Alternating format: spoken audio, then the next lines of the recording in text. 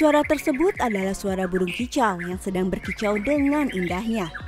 Di dalam sangkar yang indah ini, burung kicau ini secara telaten dirawat oleh sang pemilik. Tahukah Sobat IPB, jika burung kicau merupakan salah satu spesies burung yang cukup banyak dipelihara oleh para pecinta burung? Tahukah Sobat IPB, jika burung kicau merupakan salah satu spesies burung yang cukup banyak dipelihara oleh para pecinta burung? Dan untuk mengenal lebih dalam terkait burung kicau ini, bersama Dr. Maria Ulfa, dosen Departemen Ilmu Produksi dan Teknologi Peternakan, Fakultas Peternakan IPB University. Yuk kita simak tayangan IPB Talks kali ini.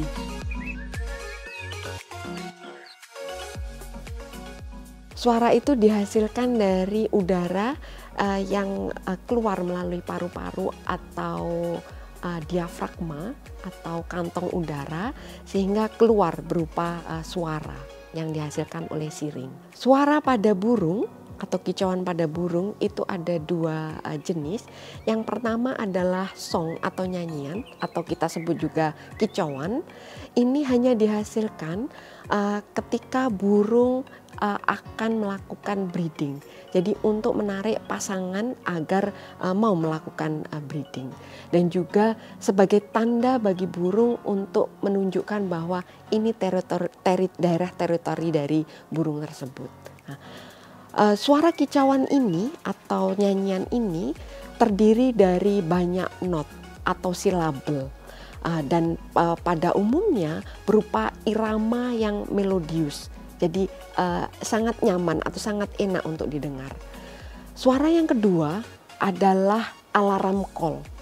Hanya dihasilkan ketika burung-burung mengalami ancaman atau tekanan sebagai tanda bahwa burung tersebut terancam. Dan pada umumnya hanya berupa not yang pendek saja, beberapa kali bunyinya. Ada dua jenis burung terkait dengan waktu untuk berkicau, yaitu burung yang diurnal dan burung nokturnal. Untuk burung yang diurnal, dia akan berkicau mulai pagi sampai sore hari. Dan ini sangat dipengaruhi juga oleh adanya cahaya matahari. Karena matahari ini akan menjadi trigger untuk pelepasan hormon steroid, misalnya hormon testosteron, yang sangat berfungsi untuk men-trigger pengeluaran suara atau menghasilkan kicauan pada burung. Semakin tinggi dosis hormon testosteron, maka akan semakin sering burung itu akan menghasilkan suara. Untuk burung-burung diurnal yang dia mengeluarkan suara di malam hari, ini pada umumnya ditujukan untuk sebagai komunikasi kepada pasangannya bahwa dia ingin melakukan breeding dengan pasangannya. Kemudian kelompok burung yang kedua adalah burung nokturnal atau burung yang memang aktif di malam hari. Ini menghasilkan suara di malam hari. Kicauan burung itu juga merupakan ritme biologis dari burung tersebut. Jadi ada alarm dari lingkungannya bahwa dia harus berkicau sesuai dengan waktu dan juga sangat dipengaruhi oleh hormon. Salah satunya adalah hormon testosteron. Suara dari burung dihasilkan oleh organ yang disebut dengan siring. Ya. Siring ini lokasinya di pangkal trakea. Jadi udara akan masuk melalui paru-paru atau kantong udara atau diafragma, selanjutnya melalui siring, dan sehingga siring itu bisa menghasilkan suara. Setiap individu burung mempunyai anatomi siring yang berbeda-beda. Kenapa demikian? Karena anatomi siring ini tersusun dari tulang rawan dan juga jaringan lain yang sangat kompleks yang spesifik. Tergantung dari spesies burungnya, sehingga tidak ada burung yang mempunyai karakteristik suara atau kicauan yang sama, tergantung dari anatomi dari siring burung tersebut. Nah, kematangan dari organ siring ini sangat dipengaruhi oleh umur dari burung. Jadi pada umumnya burung mulai belajar berkicau itu sekitar umur 5-6 bulan. Nah, Kemudian setelah itu seiring dengan perkembangan organ siring, maka burung akan semakin pandai untuk berkicau karena organ siringnya sudah berkembang. Dan kalau sudah mencapai kematangan seksual, misalnya sekitar 1 tahun atau di atas 1 tahun atau 2 tahun, burung akan memiliki karakteristik suara yang matang di kelas burung itu. Faktor yang mempengaruhi kicauan burung yang pertama adalah genetik, bahwa setiap individu atau jenis burung itu mempunyai karakteristik suara atau kicauan yang berbeda. Yang kedua adalah umur. Hal ini terkait dengan kematangan organ penghasil suara yang disebut dengan siring. Semakin berkembang umur burung, maka akan semakin bagus kualitas suara yang dihasilkan. Kemudian yang ketiga adalah hormon. Suara atau kicauan burung ini sangat dipengaruhi oleh kadar atau konsentrasi hormon steroid. Salah satunya adalah testosteron. Semakin tinggi dosis atau konsentrasi hormon testosteron, maka akan semakin sering burung ini berkicau. Kemudian yang berikutnya adalah pakan atau nutrisi.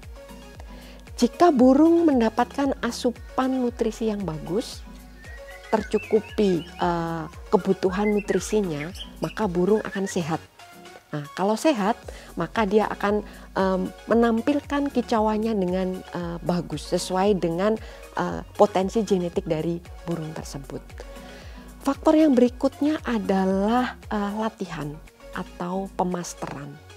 Burung merupakan hewan yang mampu untuk menirukan suara burung lainnya.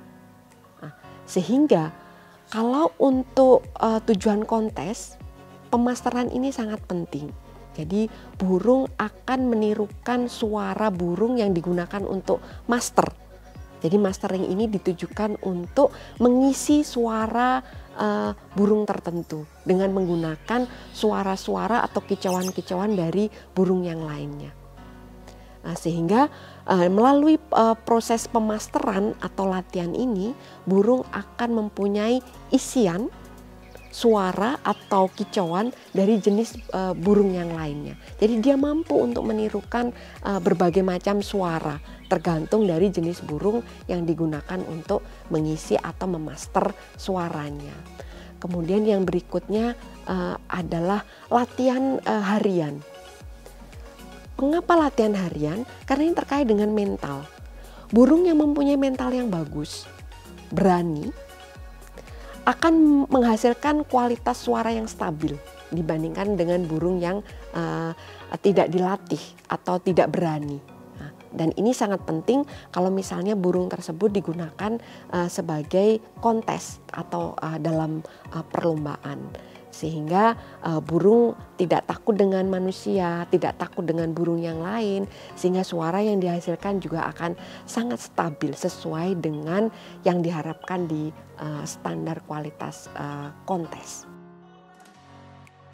Pemanfaatan burung berkicau di Indonesia terutama untuk kontes dan juga untuk hobi atau peliharaan di rumah sebagai pets sebaiknya berasal dari burung-burung hasil penangkaran, bukan dari yang diambil di alam secara ilegal. Mengingat hampir semua burung yang digunakan untuk kontes itu dilindungi oleh peraturan, baik peraturan pemerintah Indonesia maupun peraturan secara internasional. Oleh karena itu harapan ke depan burung yang digunakan kontes sebaiknya adalah burung hasil penangkaran yang diindikasikan dengan adanya cincin yang dipasang di jari kaki burung tersebut. Kemudian yang berikutnya harapannya adalah bisa menggunakan teknologi akustik untuk kontes, penilaian dalam kontes.